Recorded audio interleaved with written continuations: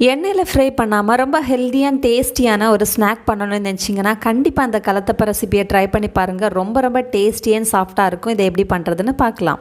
இதுக்காக ஒரு கப் பச்சரிசியை ஒரு 4லேருந்து 5 மணி நேரம் நல்லா ஊற வச்சு எடுத்துக்கலாம். இப்போ ஊற வச்ச தண்ணியை வடிகட்டிட்டு இதை மிக்ஸி ஜாரில் சேர்த்துக்கலாம். இது கூட ஒரு 2 டேபிள் ஸ்பூன் வேக வச்ச சாதம், ஒரு 3 ஏலக்காய், 1/4 டீஸ்பூன் சீரகம், ஒரு பிஞ்சு உப்பு, 1/2 கப் தண்ணி சேர்த்து நல்லா ஃபைனாக அரைச்சி எடுத்துக்கலாம்.